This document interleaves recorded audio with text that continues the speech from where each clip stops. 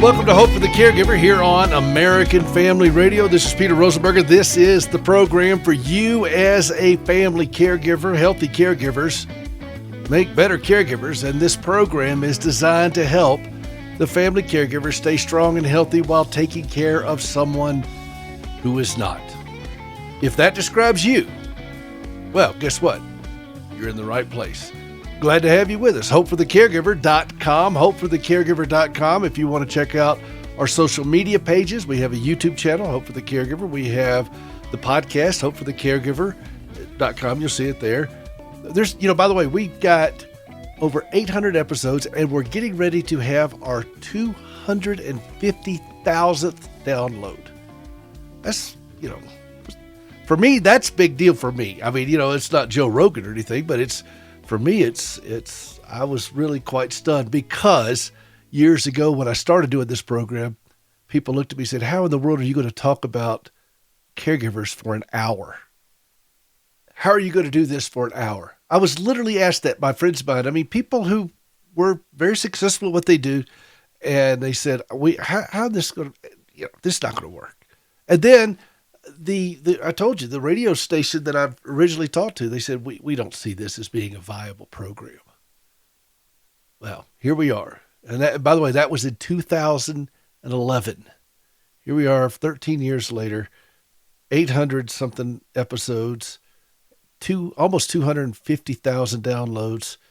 And we're just getting warmed up because this issue is not going to go away. If you love somebody, you will most likely be a caregiver. If you live long enough, you will need one. It is the human condition. I was watching on social media the other day, somebody posted a thing, said, what is something you really need as a caregiver? It was really kind of emotional, and I appreciate that. That's good. And I was like, I just need somebody to tell me where my grocery list is. Where are my keys? Where's my wallet? I appreciate people getting very sensitive about it, and we all get emotional, we all get frustrated and all that kind of stuff. But I mean, I don't need to sit down and watch the Hallmark Channel and kind of cry it out. I'm just not there. Maybe you are. I'm not. I'm approaching the end of 4 decades of this, and as 39 years ago in May, I went through my first surgery with Gracie. So I've been doing this for a long time, and there's a point where this is your life, and you don't really spend a lot of time trying to emote about it. It is what it is.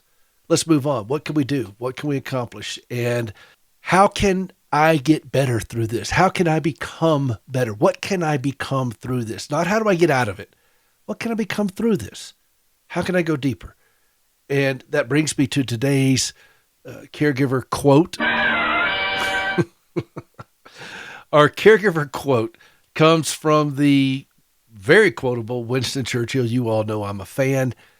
Very few world leaders have the place in history that Winston Churchill does and had the impact that he has had globally. And he's a fascinating figure on the world stage.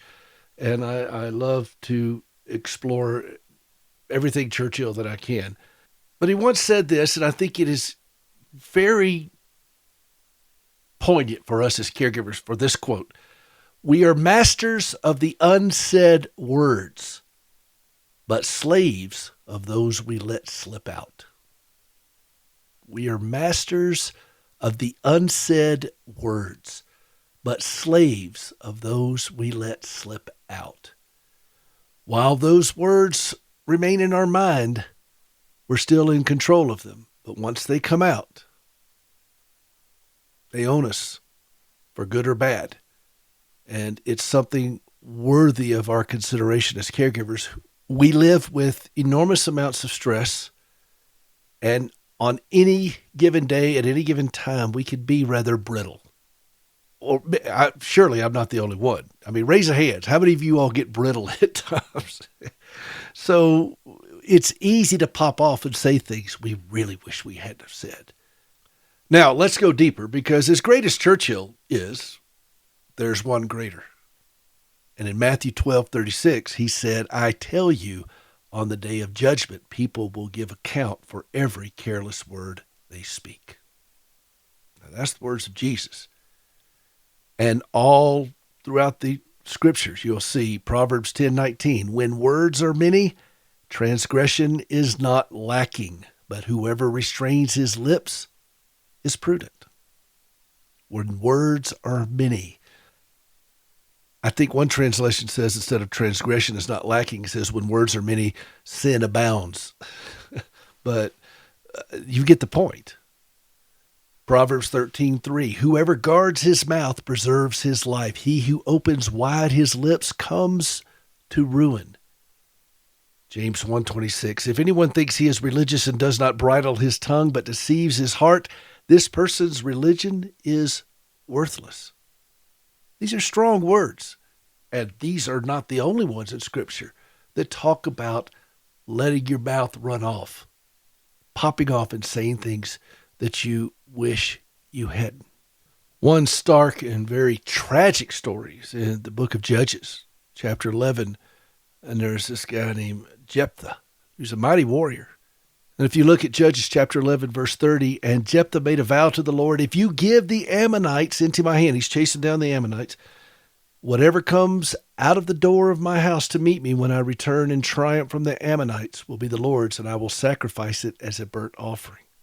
And he laid waste to the Ammonites. I mean, he really did an amazing job, and he's pretty excited about it. He comes home. Who should come out to meet him but his daughter? And when he saw her, verse 35, he tore his clothes and cried, oh no, my daughter, you have brought me down, and I am devastated. I have made a vow to the Lord that I cannot break. And evidently he did not offer her as a burnt offering, but he sacrificed to the Lord that she would never marry. This was his only child, and she never married. And it was a devastating moment. He had spoken rashly. Scripture warns us of this, of speaking rashly. I got to tell you, my fellow caregivers, we are under an enormous amount of strain daily. There's too many things competing for shelf space in our brain, and our mouth just serves as a pressure valve to let some of that out, and we say things that we really, really should not say. I am chief among those who do that. And I have to make amends on a regular basis, Gracie will tell you. And I cringe over all of it. I'd like to tell you I'm getting better. Maybe a little bit. I'm getting older, maybe a little wiser, I don't know. But the one thing I do know now is where the path is. I am not a slave to ignorance on this. I have scripture. I have quotes from world leaders like Churchill. I have a plethora, which means a lot, you know. I'm sorry, that's an old joke. I have so many resources now that I can lean on instead of my own understanding to guide me, to help me remind myself to put my hand over my mouth and not say things that I'll be a slave to, not say things that I'm going to regret. We have enough regrets. We don't need to add to it. I'm sure I will. I'm going to be dealing with this for the rest of my life. It's the human condition. But here's the path. And here's the opportunity for us to learn from this, to grow from this, to push ourselves deeper into this so that the words that come out of our mouth, you know, I've never had to make amends for something I did not say. Not one time. I've never had to make amends for something I didn't say. But I've sure had to make amends for things I did say.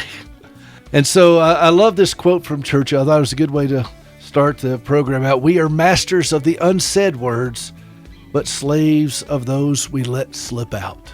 As a caregiver, I am learning to put my hand over my mouth a little bit more. I've got a long ways to go, but I know the path, and that is hope for the caregiver. This is Peter Rosenberger. We'll be right back.